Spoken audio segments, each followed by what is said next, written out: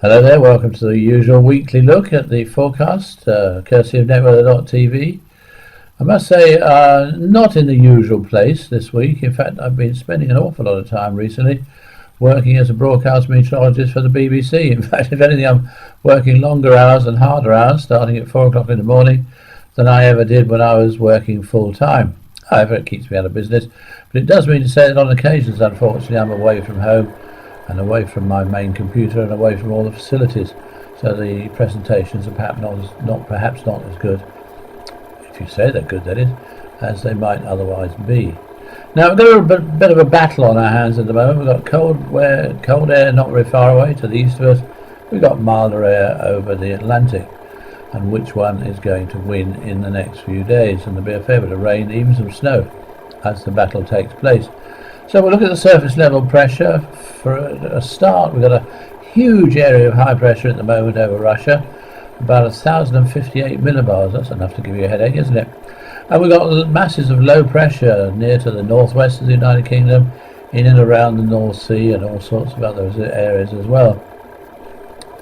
Now those areas of low pressure will drift away northwards, or in the case of the North Sea one, fill as the high pressure takes command for the time being, at least. In fact, the high is going to ridge towards the Balkans, and a new area of high pressure will develop and drift in towards Biscay, eventually joining forces with the Russian ones and keeping those Atlantic systems well and truly at bay. In fact, they'll die a death over the western part of the country and break in half and slip away both to the north and to the south. However, later in the week, it looks as if the high will move back in towards Russia, and that means to say that as it moves away, it could well mean that Atlantic frontal systems begin to encroach on the British Isles, but it'll take a while, and I think the high pressure will probably persist to the south of us, so it's probably going to be more the northernmost parts of the country that begin to turn unsettled again with those Atlantic frontal systems. So if we have a look at the temperature of the atmosphere, we've got cold air all around us at the moment, hardly surprising. It's especially cold over Greenland and Siberia. The United Kingdom's got somewhat milder air across it at the moment. That's the green colour, even a bit of yellow from time to time.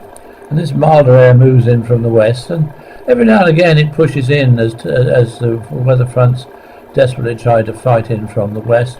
And the really cold air, although some of it moves out into the Atlantic, it warms up before it gets to the British Isles. And the main burst of cold air, where temperatures are probably going to be about minus 25, is going to be into the Ukraine, parts of Russia, and eventually Scandinavia. Excuse me. Ah dear, I'm under the weather. So let's have a look at the day-to-day forecast. First of all, for Friday, early fog, no, not fog, I don't think, well maybe, early frost and ice is the main problem tomorrow in some northern parts of the country. And there'll be showers in the north and west, and some of those showers will be wintry. The showers eventually will slip away from western areas and then move across the rest of the country.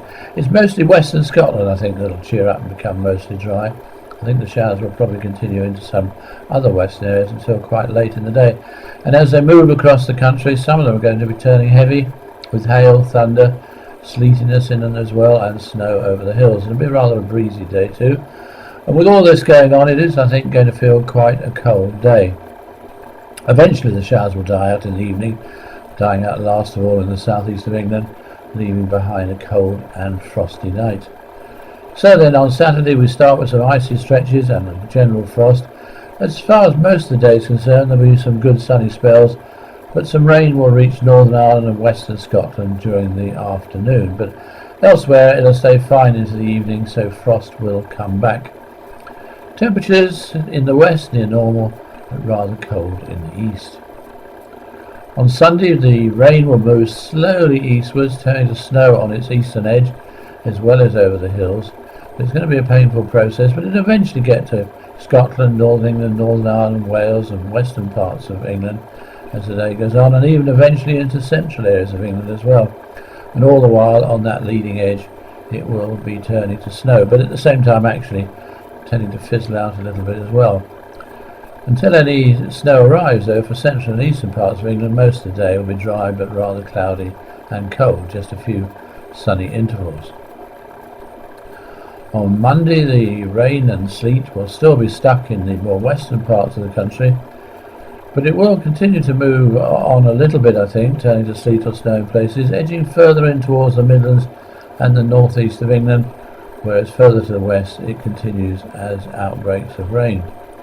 And again, temperatures remain in the range from near normal in the west to feeling cold in the east. On Tuesday, the rain will be still affecting the north and west with snow on the hills, but easternmost most parts of England, having had some flakes and some snow perhaps in places, will become dry, although staying cloudy and cold. And then on Wednesday, still some light rain to be found in western areas, and it will be largely dry in the east, and again that split of temperatures, normal in the west, rather cold in the east. Now that is all said with quite a lot of uncertainty, because with these battles, these Atlantic systems, you can never really get it exactly right as to where the frontal system will grind to a halt and where the rain will turn to snow and things like that. So the message really is to keep tuned if you've got any important travelling to do in the early part of next week.